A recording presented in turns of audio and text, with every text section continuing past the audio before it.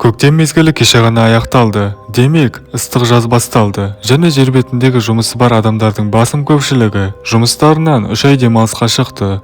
Яғни осы демалысқа шыққан адамдардың ішінде мен де бармын. Менің мамандығым мектепте мұғалім болып қызмет атқарамын. Оның ішінде тарих пәнінен сабақ беремін. Енді мектепте жұмыс жасағаннан кейін оқушылар бар және оқушылардың айқай-шулары басқа тиеді. Яғни моральдық тұрғыда шаршайсың. Сондықтан мен осы демалысқа шыға салысымен бірден саяхатқа шығып кетуді жоспарлап отырмын. Саяхатқа шығып неше түрлі қалаларды аралау емес, табиғатқа саяхат жасайын деп отырмын. Қазақтың жері кең әрі табиғаты керемет. Жалпы айтқанда Бурабайға барамын. Жалғыз өзім әрине, бір апта бойы миымды тыныштықта ұстайын. Осылай ауа райы тамаша күнде таңғы сағат 5:00-де ұйқыдан ояндым және жолға жинала бастадым. Айтпақшы, көлігіммен жол жүремін, ешқандай ұшаққа мінбеймін. Ал Бурабайға жету үшін 2 күндей жүру керек екен. Жалпы айтқанда алдымда ұзақ сапар күтіп тұрғаны анық. Арада 30 минут шамасында өтіп, басты жолға шығып, орман арасында кетіп бара жатырмын. Енді 2 күн жол жүретіндіктен ойланып тұрмын. Осы көлікте қонып, ішінде жата берейін ба, әлде далаға шығып, күрке құрып, таза ауада жатайын ба, білмеймін, енді ойланып тұрмын. Көрем енді, бірінші күн батсын, сосын бірдеңесі бола жатар. Арада бақандай 13 сағат өтті. Кешкі сағат 7 болды. Жаңа таңғы 6-да жолға шыққан адам. Шынымды айтсам, қазір қатты шаршадым. Мына жол жүру қатты адамды жеп қояды екен. Оның үстіне тек бір орында ғана отырасың. Не қозғалу жоқ, не сөйлеу жоқ, өте қиын екен. Негізі бұндай алыс жол жүріп көрмеген едім. Қысқасы, қатты шаршадым. Меніңше жолдан тоқтап, алдында орналасқан ауылдан қонақ үй жалдау керек секілді. Бір түнге жатып шықпасам, басым солқылдап ауырып тұр. Осылай мен жолда келе жатып, алдында орналасқан бір ауылды байқадым. Негізі сырт көзге керемет екен, табиғаты әдемі. Және ең кереметі, бұл ауылдың дәл қасында үлкен бір өзен орналасқан. Қатты таңғалдым. Бұндай ауылдың қасында өзен болуы бұл үлкен ғажайып. Осылай көліктен түсіп, табиғатпен байланыс орнату мақсатында өзеннің қасына жақындап, барынша рахат алайын дедім. Балықтар бар ма екен деп, біраз судың астын үңіліп қарадым, бірақ балықтар көрінбейді.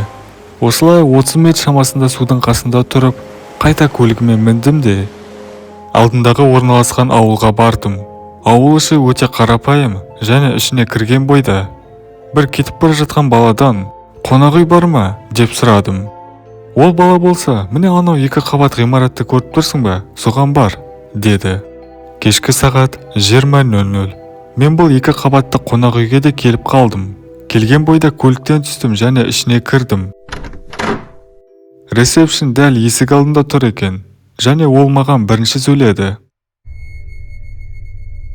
«Саламатсыз ба, қандай көмегім керек сізге? Мен жол жүріп келген адаммын, осы жерден бір түнге бөлме жалдасам ба деп едім». Түсінікті, бізде бірнеше бөлме бос, бір түнге $10. Сіз бұл жерде жалғыз жүрсіз бе? Иә, турист болып жүрген секілдісіз, киіміңізге қарасам.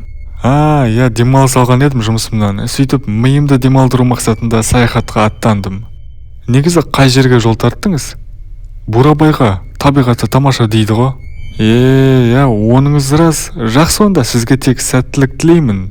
Ең басты қағида, өзіңізге абай болыңыз. Жақсы, рахмет.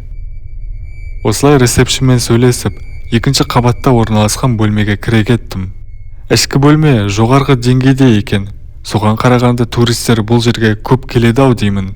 Солай қатты шаршаған күйде бірден жылы төсекке жатып, ұйқыға кеттім. Ертесіне мен ұйқымнан оянып, бірден заттарымды жинақтап, далаға шықтым да, көлікті оталдырдым.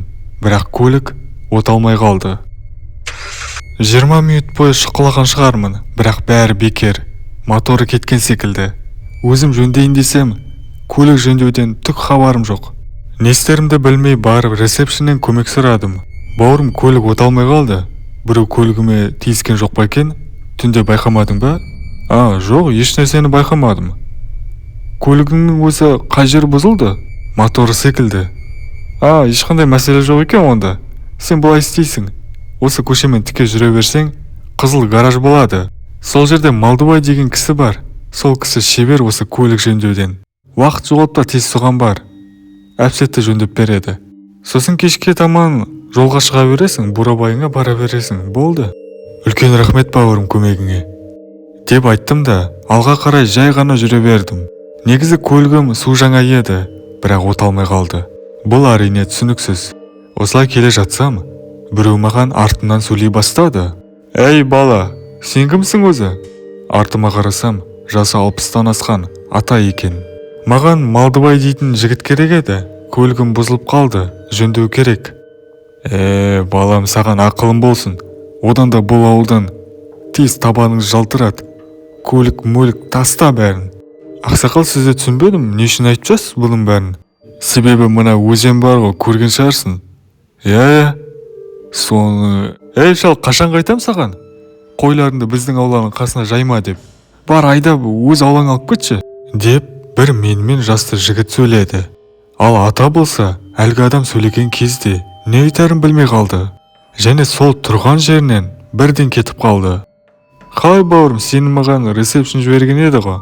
Солай ма? Оны қайдан білесіз? Ресепшн маған өзі хабарлады.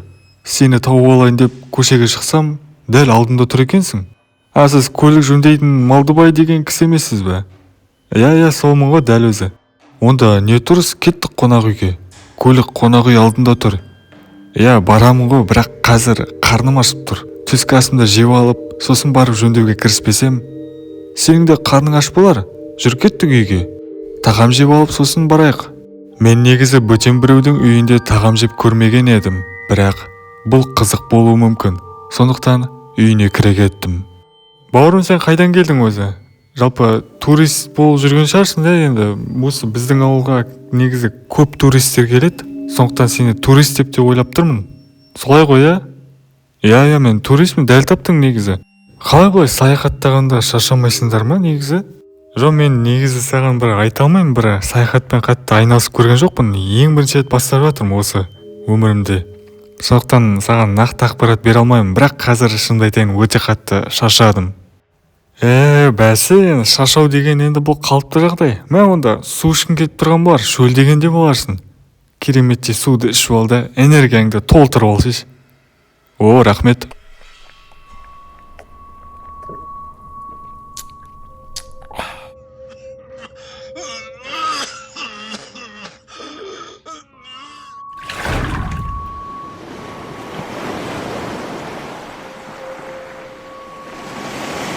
Есімді жинап, көзімді ашсам, бір ақ жарықтан оянып кеттім.